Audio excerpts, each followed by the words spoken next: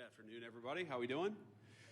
Good. So I want to thank the law enforcement officers behind me for being here. I'll answer a few questions, but I want to say just a few things at the outset, just about what I've learned today and what I'm trying to do here. First of all, I want to give a shout out to the Annunciation school shooting families, because the last time I was in Minneapolis, it was, of course, to meet with some of those families. I understand that a couple of the students have made near miraculous recoveries, and just that was a very special moment for me to be invited into that community at a time of grief. And I hope that all of them know that though I didn't get to see them this particular time, I've been thinking about them and their families quite a bit.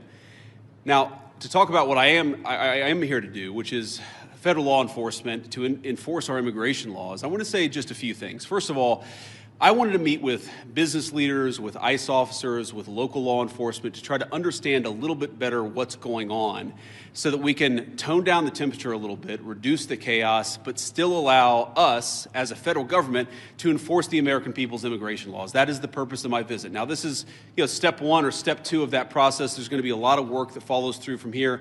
I'm happy to talk about that, but I think I learned a few things that were very important. So number one of the things I learned is that the guys behind me are doing an incredible job, and frankly, a lot of the media is lying about the job that they do every single day.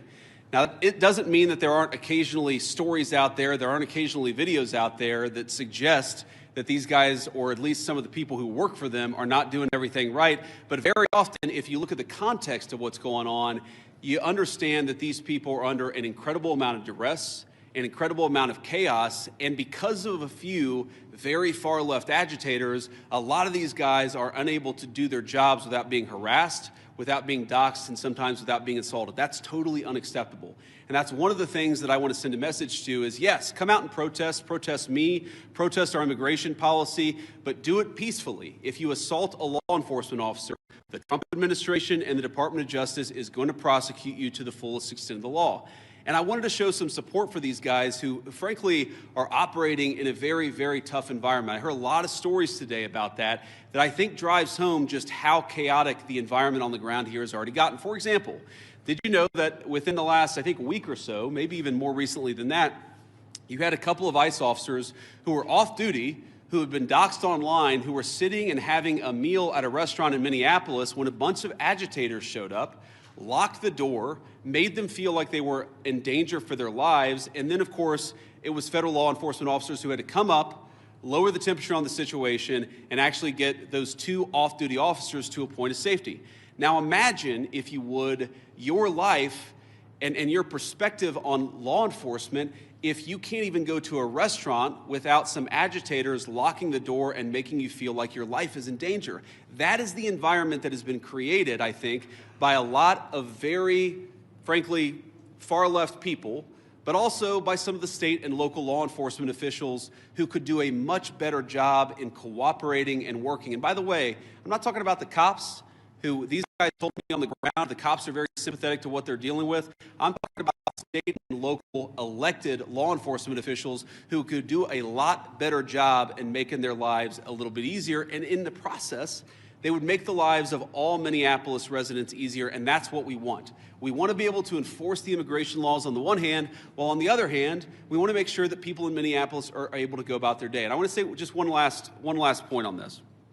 So I heard from a business leader today who told me a very tough story, and I think so much of what's gone wrong in Minneapolis is people not trying to understand the perspective of somebody else. Try to understand what somebody else is experiencing, whether they're a law enforcement officer or anybody in the community here in Minneapolis. So they told me a story about this manufacturing facility where an illegal immigrant was being arrested. And as these employees are going into the manufacturing facility, all of a sudden, an illegal immigrant shows up. They don't know it's an illegal immigrant. And then a bunch of ICE officers right outside their place of business. Now, from one perspective, I certainly understand why a business leader or why an employee would say, well,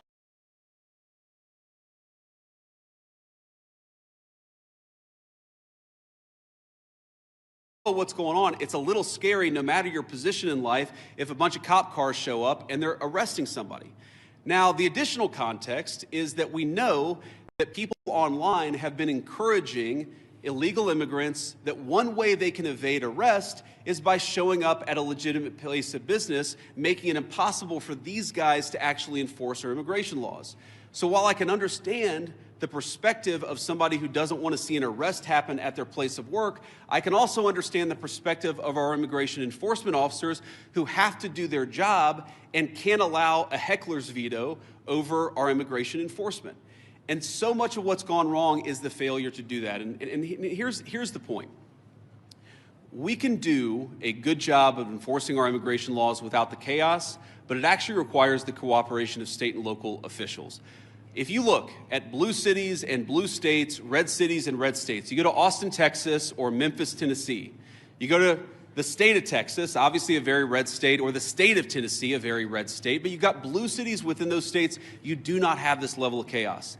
The reason why things have gotten so out of hand is because of failure of cooperation between the state and local authorities and what these guys are trying to do. We have a ton of resources, a ton of ICE agents in this city right now that I would rather us not have. I'd love to send those guys home. They're not even doing targeted immigration enforcement. They are trying to protect ICE officers who are doing immigration enforcement, because when a crowd surrounds them and these guys call 911, the local officials, the local cops have been told to stand down. So we have people here who aren't even doing immigration enforcement, they're doing force protection, so that if a rioter tries to ruin the life or assault an ICE officer, they're actually protected. Now, why doesn't it make more sense for the local cops to get involved in that situation? Why not just have the mayor or the local officials tell the police officers, you know what, if an ICE officer is being assaulted by a far-left agitator, you are invited, you should actually help them. That's what would work out in any normal situation, and that's what happens in nearly every jurisdiction, red or blue, in the United States of America. The reason it hasn't happened here is because the local authorities have been told, stand down, do not help ICE, promote the violence, promote the agitation, but don't do anything to lower the temperature and lower the chaos. That's a problem. Here's another example of how the lack of cooperation between state and local officials makes it harder for us to do our job and turns up the temperature. Let's say, for example, we have a criminal migrant who is a sex offender. And let's say that we've got to go and arrest that person who, Democrat or Republican, wants a sex offender living in their community. I would assume, I would hope that most people don't. But because they're an illegal alien, we don't know their last address. We may have known their address 3 years ago, but we don't know their address now. What we'd like to do is talk to local officials and say, you know what, according to the Medicaid rules, where was the last address this person was domiciled? Or according to a SNAP application, a food stamps application, maybe that could give us insight to where this person is today. Or maybe they had some local court trouble. We could go to the local courthouse or even the local jail and try to find where this criminal sex offender is today. The local authorities have been told, do not cooperate. So these guys are trying to go out and enforce the law. They're trying to arrest sex offenders, but they're trying to do it in an environment where local officials have been told, do not help them, do not provide intelligence about where these sex offenders might be. This is disgraceful. And there are a lot of things that all of us could do better to lower the temperature, but the number one thing that I learned today is that the best way to facilitate reasonable enforcement of the law, but also to lower the chaos in Minneapolis, would be for state and local officials to cooperate. Now, I will say, on one final positive note, I actually think that there's some hope, some reason to think that there's going to be better cooperation in the weeks and months to come. I think that because I've talked to some of the local officials here. I think there are reasons to believe that these people are going to step up and actually ask the cops to protect our ICE officers when they're being assaulted, who are going to ask the local courts to cooperate with getting criminal sex offenders out of our community. That's a good thing. That's the good news, and that's something I'm going to work on when I get back to Washington. But please, if you're a local official, if you're the mayor of this town, if you have any influence over those people, just tell them to cooperate. Because we could have immigration enforcement operate as smoothly and without the chaos that we see in Austin, Texas, or Memphis, Tennessee, or even rural parts of the state of Minnesota, All we need is a little cooperation. I guarantee we're going to do the best to be professional, to respect people's rights, to not do anything that we don't have to do in order to enforce immigration laws, but it would make our lives a lot easier, it would make our officers a lot safer, and it would make Minneapolis much less chaotic if we had a little bit of cooperation from the state and local officials. With that, I'll shut up and take some questions. Thank you, guys. President Vance, a local school district here is alleging ICE agents detaining a 5-year-old after preschool on Tuesday. We've also seen multiple American citizens detained by ICE or harassed by ICE in the last 6 weeks. Are you proud of how your administration is conducting this immigration? About this 5-year-old kid, I actually saw this terrible story while I was coming to Minneapolis. We had just left Toledo, Ohio this morning.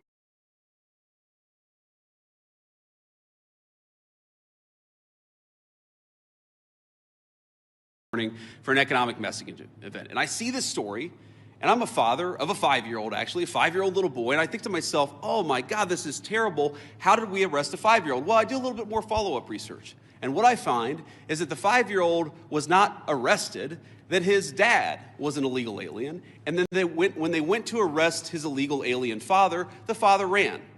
So the story is that ICE detained a 5-year-old. Well, what are they supposed to do? Are they supposed to let a 5-year-old child freeze to death? Are they not supposed to arrest an illegal alien in the United States of America? If the argument is that you can't arrest people who have violated laws because they have children, then every single parent is going to be completely given immunity from ever being the subject of law enforcement. That doesn't make any sense. No one thinks that makes any sense. Now, you know, there are so many of these cases like that where if you just understand the context, there have been a number of situations that I've looked into personally where I say, wait a second, we don't want ICE arresting American citizens. They're supposed to be enforcing the immigration laws against illegal aliens. So then I look into it and I find out that the American citizen who was arrested took a swing at an ICE officer. You can't have that happen. And of course they have to defend themselves. And of course they have the right to detain somebody who assaults a law enforcement officer. Now, this is my point. Do we want these things to happen? Do we want these arrests to be so chaotic? No, we don't. These guys want it least of all, but if we had a little cooperation from local and from local and state officials, I think the chaos would go way down in this community. President! Go ahead. After the Renee Good shooting, sir, the administration seemed to suggest... Yeah, well, you can go next. Oh, no, I'm sorry. I thought you pointed it No, out. that's fine. I'll take both. After the Renee Good shooting, sir, the administration seemed to... After the Renee Good shooting, the administration seemed to suggest that ICE officers enjoyed near complete immunity. But today you told the Washington Examiner that when appropriate, the administration might take disciplinary actions against ICE agents. So is that a change of opinion? And if so, why the change in tone?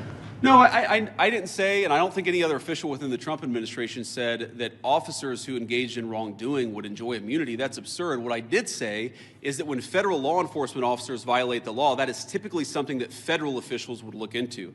We don't want these guys to have kangaroo courts. We want them to actually have real due process, real investigation, because again, sometimes they're accused of wrongdoing, and it turns out when you learn the context, they didn't actually do anything wrong. But of course we're going to investigate these things. Of course we're investigating the Renee Good shooting, but we're investigating them in a way that respects people's rights and that ensures that if somebody did something wrong, yes, they're going to face disciplinary action, but we're not going to judge them in the court of public opinion. I've spoken at length on this particular case. I think that Renee Good's death is a tragedy. I also think that she rammed an ICE officer with her car. So the tragedy here is multi-layered. The tragedy is there was a misunderstanding. The tragedy is that Renee Good lost her life. The tragedy is that you have ICE officers who are going into communities where they're worried that if they call 911, no one's going to come to help them. That is what produces this terrible situation, and it's something state and local officials here in Minnesota could solve. Yes, sir. Could you give us a message towards the March for Life tomorrow, especially regarding this cooperation and family values? It's a shame the kids have to get caught up in all this, and towards that. Well, it is a shame that kids have to get caught up in this. I am speaking at March for Life tomorrow. I'm pro-life, and I'm very excited to speak there. I want to talk about local law enforcement, but I am. As a child, I saw people in my family get arrested. It's terrible. It's heartbreaking, it's chaotic, it's traumatic for the kids. I can recognize that, and I can recognize that we got to support these kids, while on the other hand saying that just because you're a parent doesn't mean that you get complete immunity from law enforcement. And I think we have to hold both of those thoughts in our head at the same time. We've got to be sympathetic to the kids who are caught up in some of these enforcement actions. We've also got to say we have to enforce the law without bias, with fairness, but we've got to enforce the law. Mr. Vice President! Thinking about local government, there was a clash in St. Cloud roughly a week ago, and their mayor said they haven't heard about ICE being in the city. And how does ICE kind of proactively work with these local agencies? What are those policies, and what's your response to that allegation? You said there was an altercation in St. Cloud. Yeah. After the incident, the mayor said that ICE did not communicate with them that they were in the city for a major operation. The police chief did not know about the operation at the time. Could you talk a little bit about proactive communication with local law enforcement? Yeah, it's one of the takeaways. I've talked with these guys before we came on the stage, but during our roundtable and some of the other conversations we've had, communication, we absolutely want to ensure there's good communication between federal officials and state and local officials, and I'm sure that we can do better on that. We absolutely want to make sure that we are communicating, but that also requires a two-way street, and that's the point that I make about state and local officials. These guys will absolutely communicate with state and local officials. They'll tell people if they have to do an enforcement operation in a particular municipality, but part of that is they also want to ensure that if they're communicating about their whereabouts, that's not being used as a weapon against them. Sometimes they tell people where they're going, and then they find out that their agents' faces are on on Reddit or on some social media thread saying, here's this guy, we know he's going to be at this place at this exact time. So that communication has got to be a two-way street. These guys are going to communicate with business leaders, with local officials, with state officials, but we also need the local officials and state officials to do a good job of protecting people when they're in their communities. We're not asking, by the way, we don't want any police officer in this community, in this state, to help us do immigration enforcement. We've got that. But if a protester shows up and that protester turns violent against our immigration officers, we really, really need the cooperation of our local partners. We haven't gotten it yet, but I think if we do, we really can lower the temperature. Yeah. Earlier this week, colleague at the Washington Post reported today that an ICE memo allows agents to enter people's houses without a judge's warrant. What do you say to people who are concerned about this violating the Constitution, and how much is this tactic being used? Yeah, so I saw that story, and the story is like so much that I read in the mainstream media, it's missing a whole lot of context, and when you appreciate the context, it makes sense.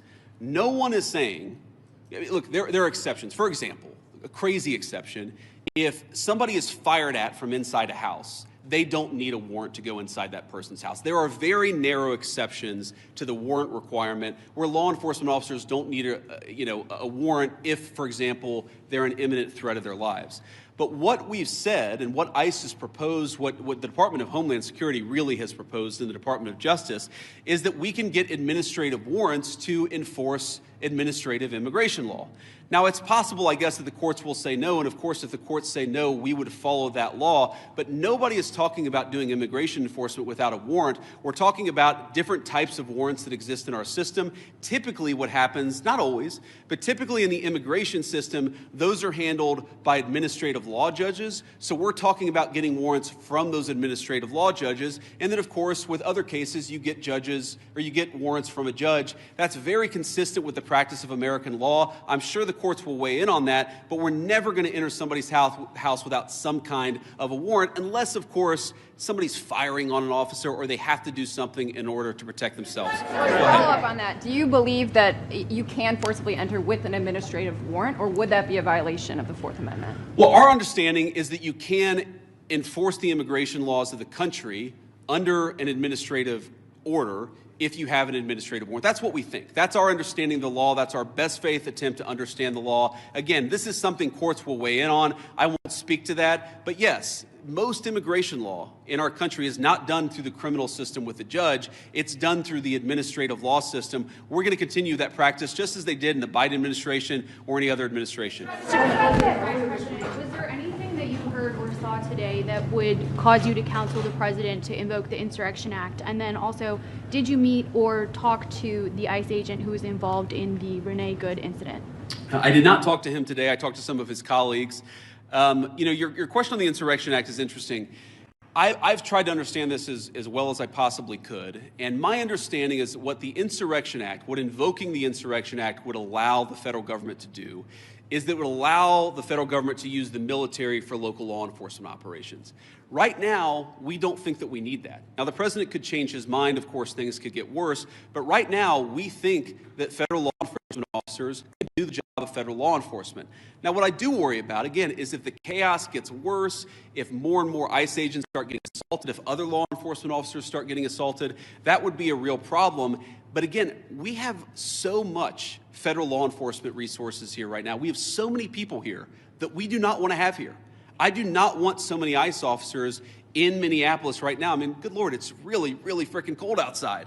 But they're here not even to enforce immigration laws, but to protect the people from the rioters. That's an absurd state of affairs, and we wouldn't need it if we had a little bit more cooperation from the Minneapolis Police Department. Again, the Minneapolis Police Department, my understanding is that the actual beat cops on the ground, they would love to help out, but they're being told by somebody, I don't know if it's Mayor Frey, they're being told by somebody not to cooperate at all. What kind of a person tells their local police don't protect somebody if they're being assaulted by a rioter? It's crazy, and it's got to stop.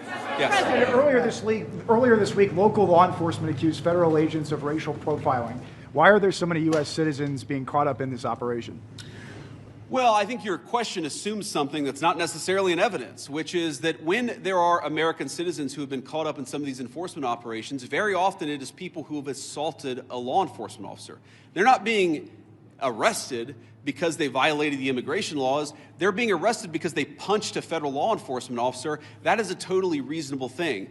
Now, to the accusation of racial profiling, look, it's something that we take very seriously. We will take accusations of racial profiling back to Washington. We'll certainly look into them as they come up. But this is not a group that's going around and looking for people who violated the law based on skin color.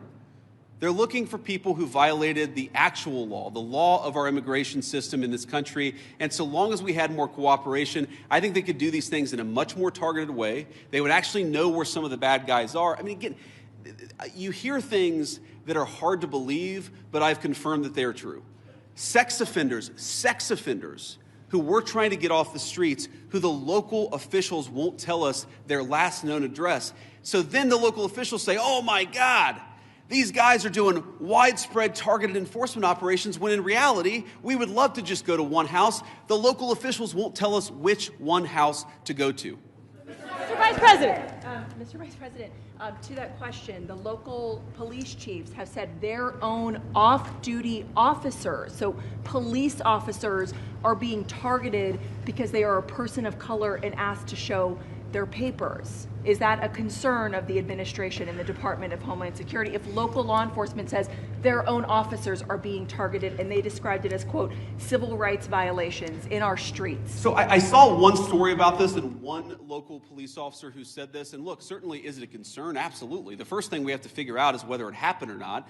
And then if it happened, whether there is a good explanation or a bad explanation. And of course, if somebody violated the law, if somebody racially profiled, if somebody violated the rights of one of our fellow citizens, that is something we will take very seriously. What I also would say is that many of the most viral stories of the past couple of weeks have turned out to be, at best, partially true. So we want to try people based on reality, based on the truth, based on context. We're not going to prejudge people just because of viral social media story that turned out to be half false. Mr. Vice President, a quick question about the roundtable you just had. I presume that happened. Did you invite anybody with an opposing point of view to get an idea of why people are upset here? And just as a quick follow-up, have you reached out to Governor Walz at all in an attempt to turn down the temperature? So I haven't talked to Governor Walz on this particular trip. A number of members of our administration, I believe our chief of staff, spoke to the governor and has been in constant contact with his staff over the past week. We've been, in my office, in constant contact with people here on the ground in Minneapolis. There were certainly people at our roundtable with opposing views. And look, I don't even know, whether it's public, but yes, we met with people with opposing views here at the roundtable. I wanted to get a perspective from everybody, but also, of course, offer my opinion that with a little bit more cooperation, we could lower the chaos. We're going to keep on doing that. If Governor Walz wants to call me, we'll absolutely continue talking. I will say that my sense of this situation, having talked to these guys for a long time, is this is primarily a law enforcement issue. This is the Attorney General, this is the local mayor, this is all of the organs of local and state law enforcement. That's who we focus on, but we've certainly been in communication with the governor and his office as well. Vice President. Yeah. So local law enforcement obviously hasn't been really helping out with the agents who've been assaulted repeatedly. What's the plan if nothing changes here locally, and this operation has attracted thousands of agents? Are there any plans to go to any other cities from here? Well, right now we're focused on Minneapolis because that's where we have the highest concentration of people who have violated our immigration laws, and that's also, frankly, where we see the most assault of our law enforcement officers. I mean, our officers, as much as I may disagree with their politics, most of them have been peaceful, but a lot of them have not been peaceful.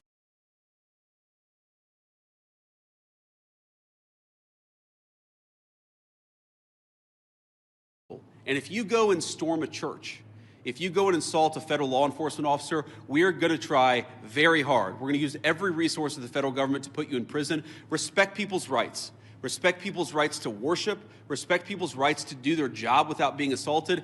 If you follow that basic principle, the Trump administration is doing everything that we can to protect your rights. But if you go after somebody, if you assault somebody, if you make a 9-year-old girl cry because you walked into her church and harassed her, we're going to go after you with every single tool that we have. Vice President. Yeah. You guys spoke with NBC News, sir. Your administration has said repeatedly this is about safety, about making Americans feel safer. So what do you say to people here in Minnesota who say it's the overwhelming presence of ICE officers and federal officers and their tactics that are making them feel less safe?